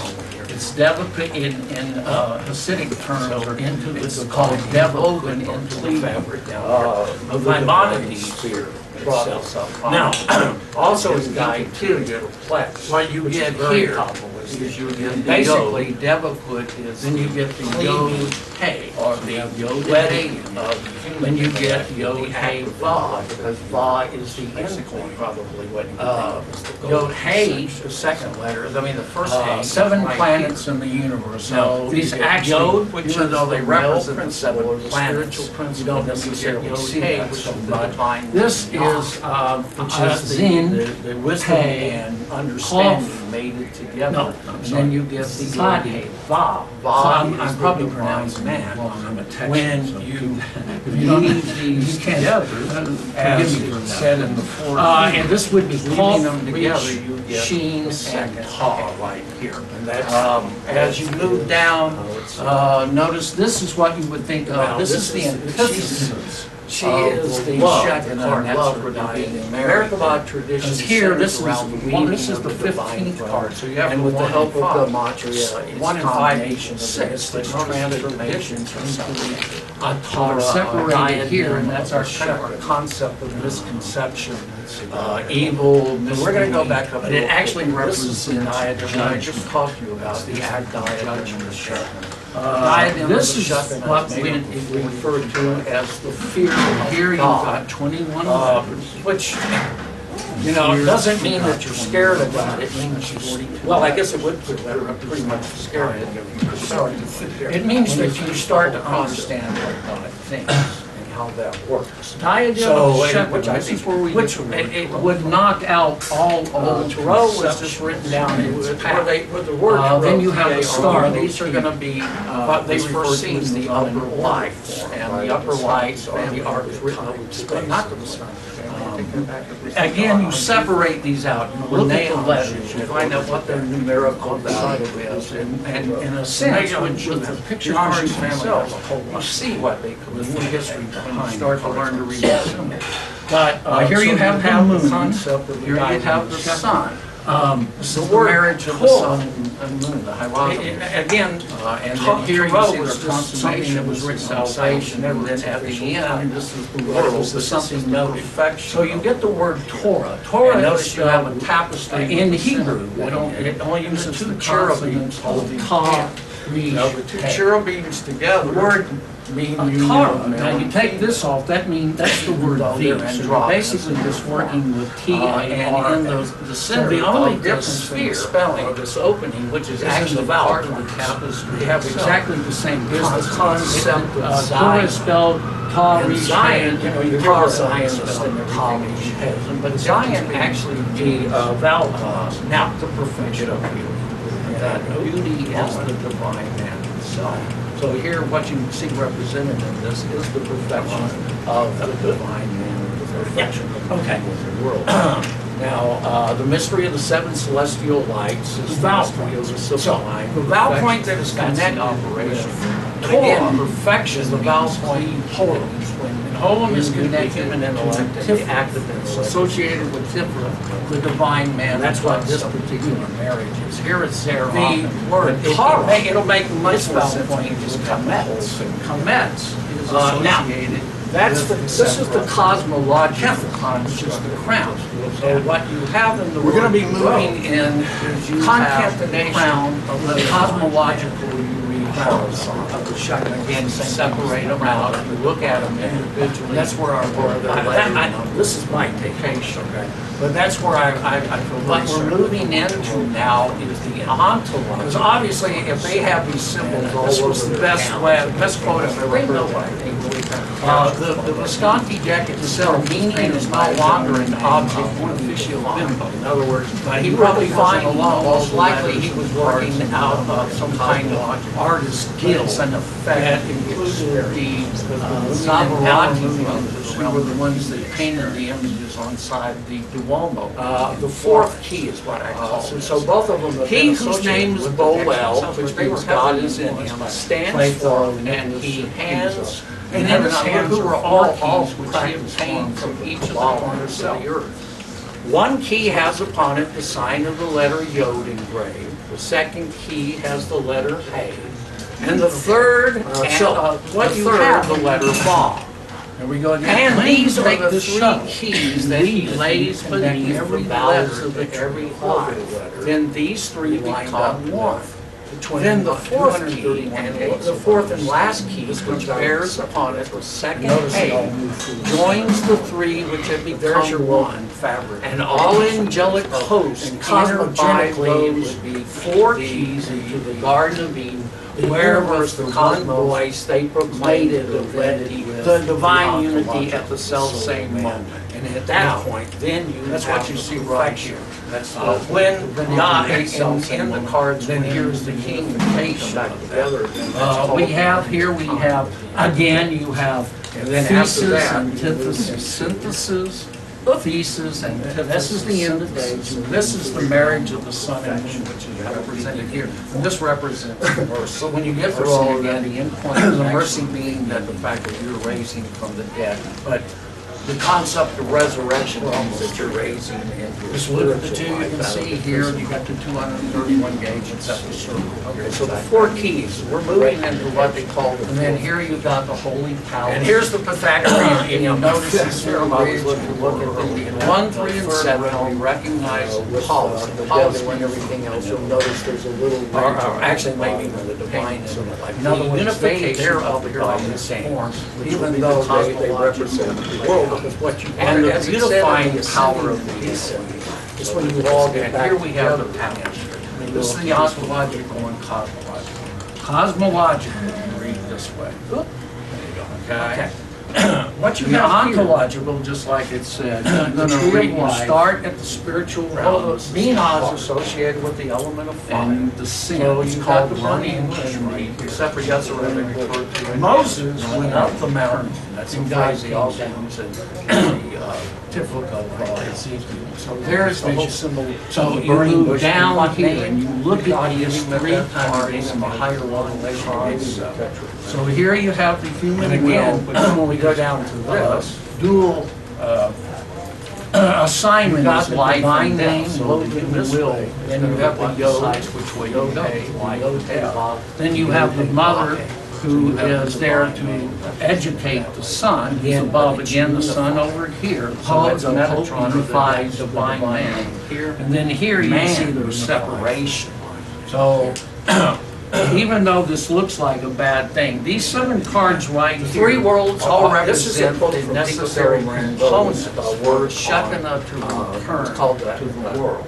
So what you have here is, they call this the rebuke of admonition, which means that when you started the path, which was considered heretical, it's going to happen to you. That's part of it, because that's not what you learn. You learn by screwing up. But it says the 3 worlds. See, now you screwed up in the 3 layers of 7 you're talking about. So you've got thesis and antithesis. The synthesis will bring in, she's the upper light. This is right there, that is the concept of purity out of which would be the bottom. This is the perfection of the world, and the perfection of the world can only come about. So the 3 worlds are only one. And again, remember all the way talking about the 4th key and go well. You've got to have the movement of impurity and purity. Again, fear of God is a necessary component. You've got the 3 aspects together. So this whole thing, you've got the Shekinah up here, you've got the Torah here, and notice he's getting ready, he's restraining himself. So these symbols, like all there at a moment of vulgation, and that's the act. So you can read into them a whole lot of all that.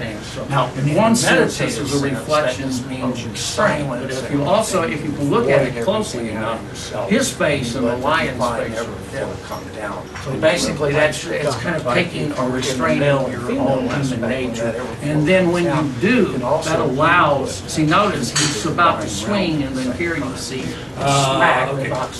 Let's see, the 3 worlds is only one, that's solely because all are related by a single beginning and to the same end. Or because regulated by defined laws, they are connected to each other by understanding, moving by the tree of life, and ordinary and down into steps. But because of whatever is in all of the worlds is at the same time also contained in each. And there is no one of them. Then you've got are not all properties which are in each other. Pico later in the piece, the Lord informs the reader. Then here is the besides those 3 worlds that mentioned, a 4th world, which are found out of all these. In other words, to have union with 4th key. So right in here, you've got 21 at the same 3 sun. Later, and this is the divine man coming down.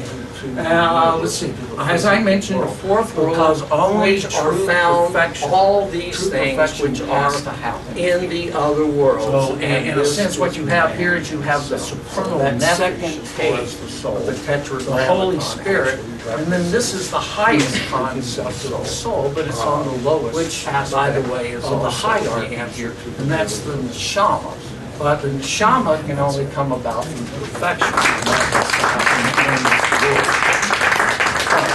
So you have the ontological construct, you have the cosmological construct. Oh, yes, and then the 3 and 1 is the ontological. Maybe I missed. Notice you got 1, 2, 3, 4, 5, 6 so these cards then were used by him. That's referred to. Well, actually, Sir Michael Duman, 6 steps to the throne. It was this brilliant scholar. So you have the 6 operations that lead up finally to the Sabbath day, in which you have purity. He claimed that they were only used for perfection, and that they were invented for heaven. But he also said that there's a mystery of mysteries, namely that there wasn't a deeper meaning to the cards if you knew how to read these worlds. He basically did these 3 mysteries. So these were probably, my take on it is that it's one of the heretical sects that claim to be. And that's what I was saying. You've got to relate. My take on this is Christianity. This is the real Christianity. That's why each single letter, again referring to the ontological as a taxonomic role. And in the Babylonian. So in this layout, they have a section in there where they say that Jesus was a couple. It's out of place. You're not going to be able to particular group So it has a they hierarchy, a strict hierarchy. But just to like that particular group of Jewish colonies, each one of these represents a letter that represents Merkabah mysticism was a corrupt form. This represents something They always have it. When they got to, you see it prominently, when they get to Spain, they were expelled out of Babylon. Again, they get there, within 200 years, there's an obvious split between who they call the Theosophists and then the prophetic Kabbalists. Which brings In fact, it was such a split that the Theosophical Kabbalists actually ran all the prophetic Kabbalists out of Spain. They persecuted. Abu was heavily again, the persecuted. Torah. The only reason we have his works now mainly is because the Sicilians kept it, and then Isaac Luria is usually associated with being like the Here you have, found of all the again, Kabbalists. referring back He followed the face prophetic Kabbalah because it's basically it's Merkabah, which was the original form of Kabbalah. Kabbalah itself means tradition, and the tradition it refers to as Merkabah. But you know, it, just like in any religion, because it really does have to do with experience. And then you're going to have that particular group that follows along what they call a horizontal path. And in that sense, in the Jewish sense, that would be living day to day. Here, let me get this back. I do want to go up because on the soul's redemption. Oh, that's okay. Basically what happened, play, but when you're recombining, you get the, notice that's exactly in Judaism, what you're supposed to do, you have the mitzvahs, which are the commandments. This would be letter fermentation. There's 613. It has There's 613 parts of your body. In other words, and then when creation fell apart, there were 16. There were 613 aspects of the soul that had basically heal yourself. You can restore or rectify. Let's get back fall to in the state.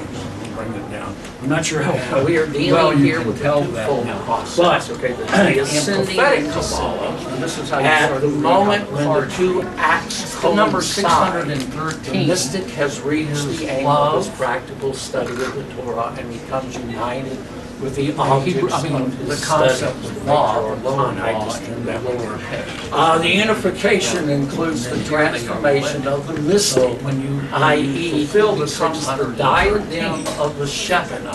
Such as a transformation of the mystic may also be described by the metaphor of masculine letters, weaving as the letters are rewoven in its linguistic and ritualistic activities, and that is interwoven into the divine. You can either fulfill each one of the mitzvahs on its own, or you can absorb and refabric of the divine sphere itself. Now, also you need to what you get here is you get the yod. If you fulfill these, then you get the yod hey. So you have yod and hey in here. Then you get yod So are hey people using vav. these cards, Vav you know, is these the Christians, are they using these cards for contemplation? Yod hey, Prophecy? I mean, the But also first for hey prophecy, right here. I mean. Well, this is prophetic. Yod, which is the male So we're using them in a way for spiritual divination. principle. Yeah, well, no, not divination, the divine name of Yah, which is the wisdom. Like I said, prophecy really has more to do standing outside yourself. And then you get the Yod Hey Vav. Now, that doesn't mean that man. When they didn't have weave these together, come about as it said in when you empty yourself like that, weaving them together, you get down to second. Quite often that will have a, that's historical or time perspective. Let's see. So yeah, this is the realm of the province. She is the Shekinah, and that's her diadem. The Merkabah tradition centers around the weaving of the divine throne, and with the help of gematria, its combination of the mystic's transformation into the antara, or diadem of the Shekinah. I remember the direct quote, all of them. We're going to go back up real quick. This is the diadem, and I just talked to you about it. It's the diadem of the Shekinah. That's right. The mother and the daughter, the mother and the daughter are one and the same. Here King left everything done. He gave all his duties to the queen, the empress. In other words, the intuitive. That would be on the tree of life. That would be Binah. When you finish the whole process, three mentalities. And she and her daughter, this is where we get the words down from her. There's also, Thoreau was just written down, where they, with the word the king, he's thinking, well, I can let these first, I can let people come in through the 32 gates and see all the treasures of my palace.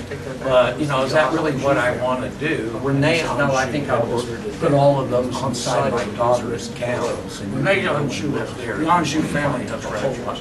So in other words, your history behind the cards.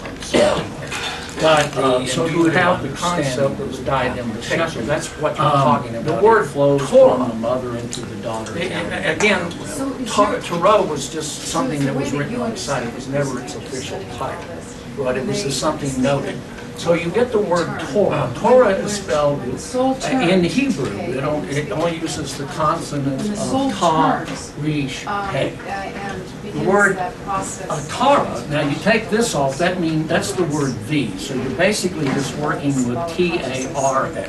So the only difference in the spelling is in the vowel points. You have exactly the same consonant. If you notice on the Torah is spelled Ta, on the tree of life, Tara, that middle spell of Ta, that's the difference being the vowel points. Now, okay, right here, this is the concept of time. But the symbolical, that chronological time ends. Right, Again, that's that right. alchemical process of The vowel transformation. point. So the vowel point that is connected with Torah is the vowel point of Torah. It unravels. Torah is connected. That's absolutely right. This is associated with the pillar of the past, the divine man. The left hand is the pillar of the future. The word Tara, its vowel point is Kamet. Kamet is associated with Sephra. Creation is Kepha, which is the crown. In other words, what you have in the word Thoreau is you have the crown of the divine man. The crown is going on. It's the same thing. Creation is also divine man. And that's where our word, this is my take on it, but that's where I feel very certain that the word Thoreau comes from. But you draw in, because obviously if they have these symbols all over their gowns, they know what they're doing. The Visconti deck itself was painted by a gentleman named Bonifacio Bimbo. He probably wasn't alone. Most likely he was working out of some kind of artist guild that included the Zavarati brothers. He actually had he traveled a lot. The prophetic cobblers, that was one. So both of them have been associated with the decks themselves, but they were heavily influenced. They traveled a lot. Abalafi was in contact with, and many who were all practiced forms of Kabbalah. By that time, it pretty much been wiped out. Well, I guess the Crusades were just starting to get some. But he was in contact with heretical Christians. So what you have when you the Muslims, we go again. When you take this shuttle and you read now, the Sufis are really on letters, and they were around before Islam came in. Lined up. They'd been around probably the same time. 201 days of what I was saying. Studs comes out of the sun. And what happened is they were heavily persecuted by the fabric creation. Cosmologically, the Islamic, the universe, the cosmos, mated or wedded until they actually the ontological soul of man. But it's then you have theirs is all about when in the cards when the king and queen come back together. I only showed you the divine name of the tetragrammaton in here. You can find other divine names, but you have to kind of work for it. And that's basically I'm fairly new to Reiki and all of it myself. So as I've studied, the endpoint is actually more important. And when I have read and found a particular passage, I will bring it back over. Just look at the two you can see here. You got everything I found so far operates here, which I and when you get into and here you've got symbols and how what you see the image. If you notice this little ridge, actually look at the from the Zohar, the gate, with the writing, the devil, and everything else. You'll notice there's a little Sefer Yetzirah, the Sefer Bahir. In other words, they're out here on this form, even though they represent the world. And also, as it said in the Ascending, when you study, it's when you all get back together, the card, and study each letter, you would find out you would look at these passages and how they communicate. Okay, what you have here really represents is the tree of life relationship. being God actually created a universe that so you've got the burning bush. None of these Sephirah had. Moses went up the mountain and God came to each other. They had no relationship to each other. So there is the second creation, burning bush. And what name did God give him? The divine name, a higher revelation, and that brought relationship. And again, when we go down to this, you had creator and creation. You had no. You got the divine name woven this way, then you have the Yod, the Yod with the creation of man that brought relationship into again creation itself. The Pope that unifies the divine name here into man unified the separate, and that's the divine man. So man. Again, is that synthesized. The three worlds are, this is a quote from Pico della Mirando's. That's why in the Renaissance they called that, or that was their heptaplex, the concept, probably man, the heptaplex. But it was on the creation of the world. It was about the book of Genesis, which was considered heretical. Got in a lot of trouble for it. Which wasn't anything new to him. But it says the three worlds. That's the three layers of seven we're talking about. In that particular, in the ancient world, they had the super celestial, or anything then they that had the celestial, actually then they had the associates the tarot with like the Hebrew which would alphabet be the before the great romantic. So the three worlds are only French one. occultist Again, of the remember 19th when we were century, talking about Alphonse the Louis Constant, who wrote put under the three keys his name, together, Eliphas they Levi, became one. You've got and the it seems to three me that letters that I come can't together find to anything become one. before You've got that the three he was aspects first of to soul really. that come There together actually is to a one, and that one would be the neshama. When the cards started to stayed again, that stayed the whole deck, and stayed the soul that was there at the moment of creation. There was one gentleman, I'm going to butcher all that. Now, in the meditative sense, that just means you silence everything, void everything out of yourself. He also wrote the concept it was very close to, but if you're in the middle, he looked at it in a reverse manner. Now, he looked at the bottom, the bottom here is the start. Okay.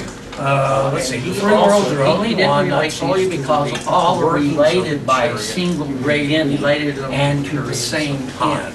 And he wrote or because regulated by defined laws, they were connected to each other by a harmonious bond and by an ordinary series of steps. But because of whatever is in all of the worlds is at the same time also contained in each. And there is no one of them in which there are not all properties which are in each other.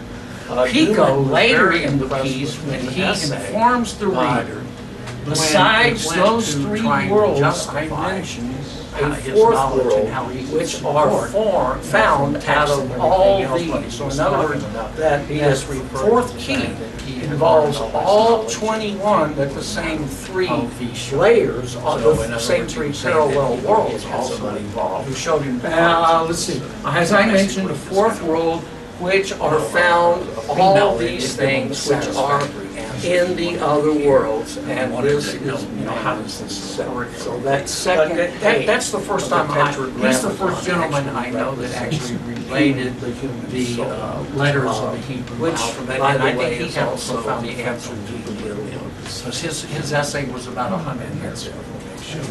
That's what it I've always wondered whether you got that idea. Oh, yes.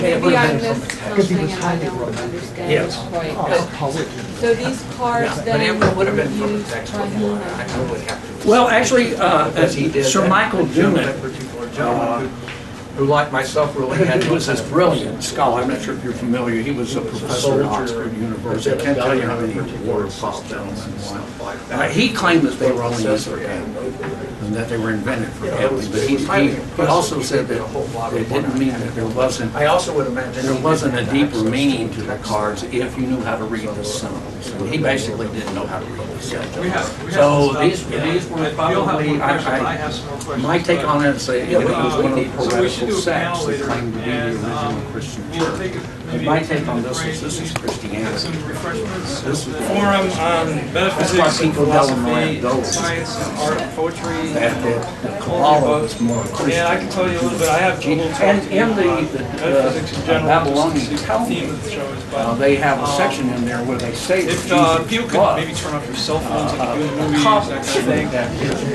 thing. And if you can, maybe make more room by putting things they in your chairs. had a So corrupt that, Kabbalah. because I think. But to that particular group of Jewish I just told Hoping for nice weather. Kabbalists, Yeah. Merkabah mysticism was a corrupt form.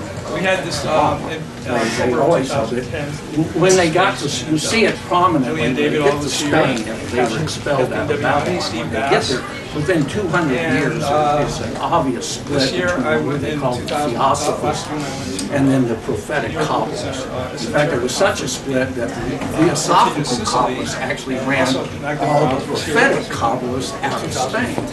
They persecuted, So we have some- Abulafi was heavily persecuted.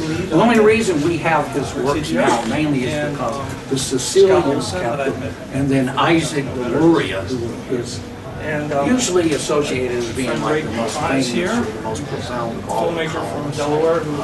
He followed the prophetic Kabbalah because it's basically, it's Merkabah, which was the original form of Kabbalah. The Kabbalah itself means tradition, and the tradition it refers to as Merkabah. But, you know, it just like in any religion, because it really does have to do with experience, you're going to have that particular group that follows along what they call a horizontal path. And in that sense, in the Jewish sense, that would be living day to day. Here, let me get this back. Oh, well, that's okay. Basically what happened, We have mainly three main speakers you today. get in Judaism, what you're supposed to do, you have the mitzvahs, which are the commandments, and you're supposed to fulfill the We'll have like an commandments. open discussion. There's 613 of them. There's 613 parts of your body, and then when creation fell apart, there were 613 aspects of the soul that had to be put back together. That's what we'd like to do. And, Oh, so okay. Gary's going to Let's talk get back about to this history. Visconti, Sforza, terror. I'm not sure how well you can tell that now. But in prophetic Kabbalah, and this is how you start to read how the cards read, Just go around the the number room. 613 Lee Rapicelli, is love. My name is Dee Rapicelli, and I'm going tomorrow. The Hebrew, I mean, the concept of law, lower law, and the lower head. Secrets of the world. And then here they are led. So when you fulfill the 613, prophetically, what you're doing is you're wedding well, my masculine aspect on the table maybe. feminine aspect. And that gives you a number, 613. And that, when, as it says in Zohar, So we're very happy to you can either have the fulfill each one of these our, mitzvahs on its own. Catholic or Garden you can Cafe. observe the freedom And of I just ask one big favor of everyone These are that you your don't bring free food meals from outside. what it's, because this is the seventh purpose of the Sabbath day. And so if you fulfill these.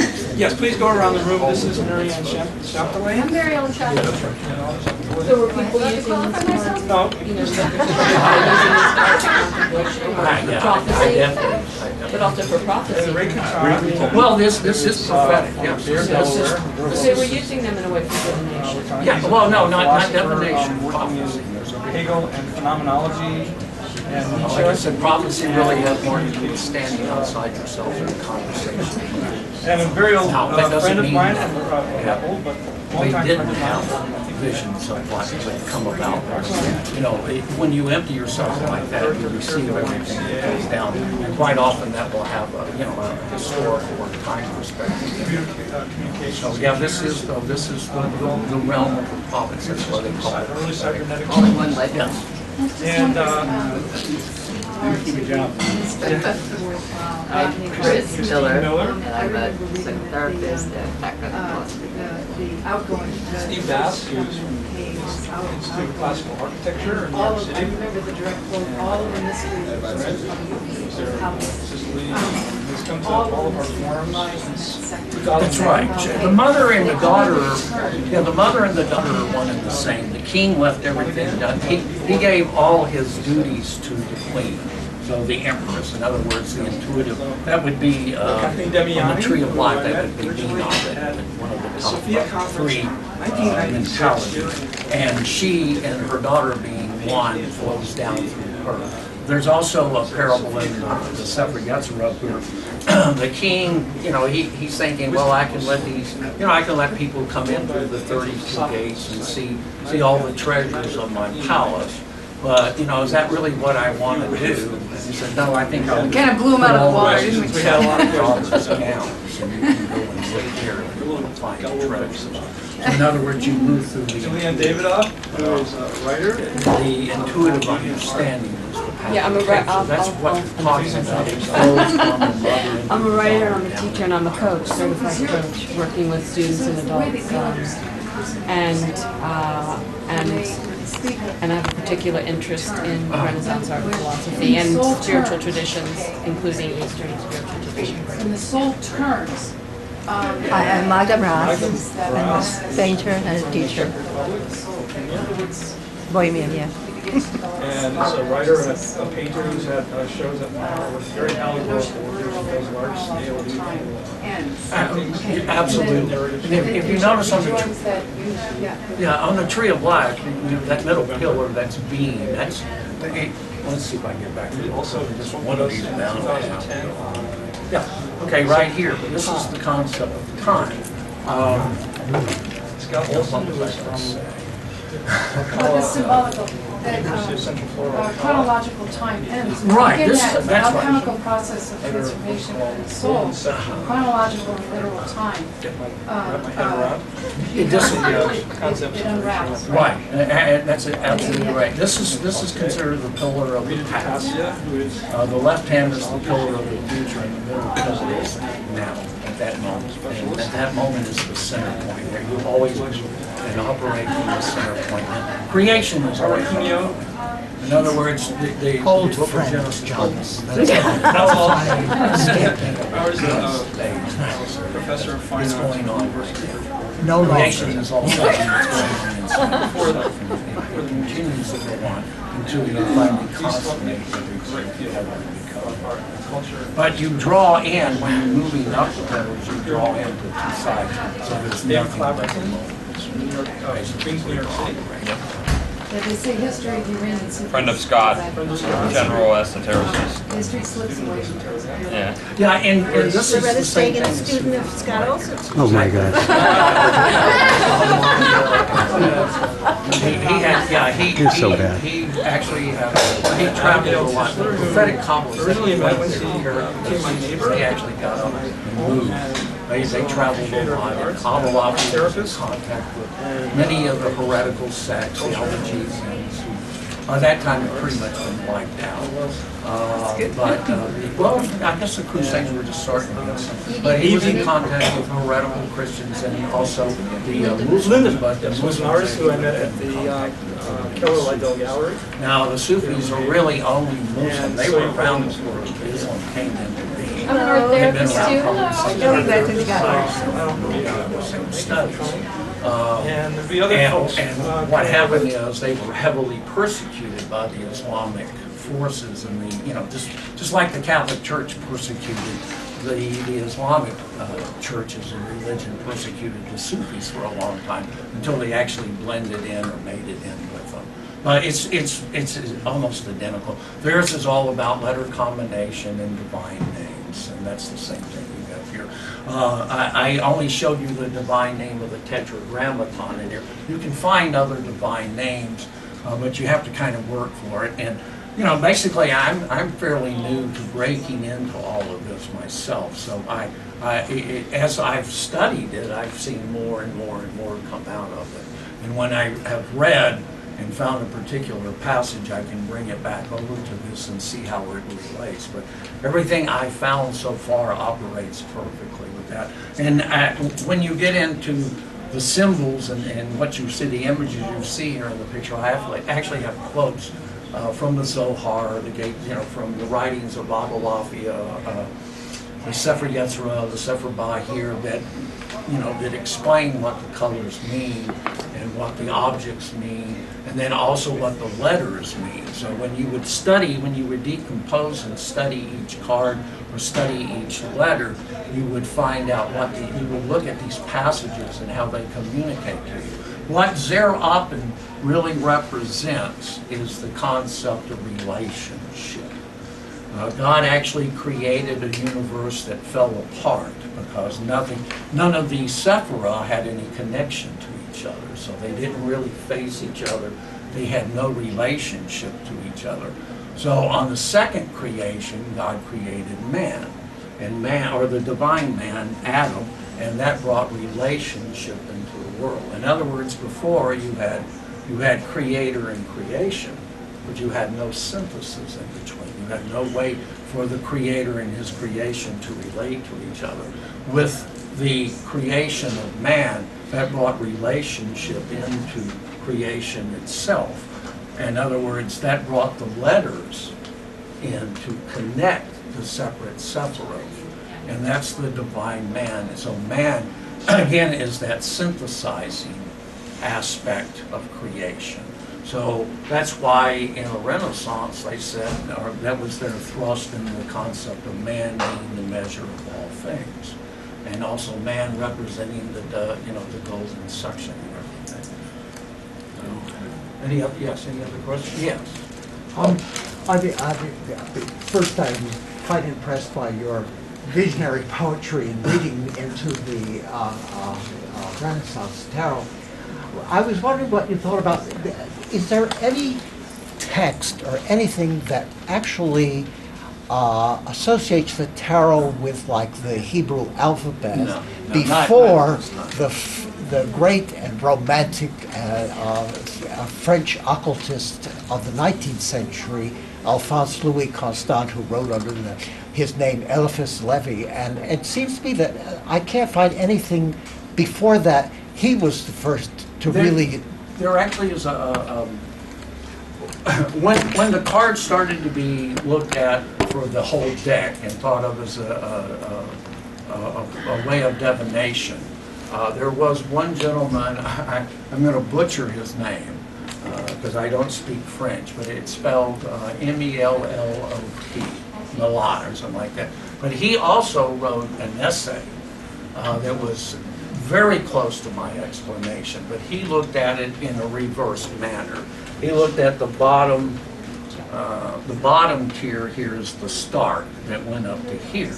And he also, he didn't relate these to the workings of a chariot. He related them to periods of time. And he wrote around probably around, close to the time of the French Revolution. And there were a couple other Frenchmen. One was Iliad or something like that.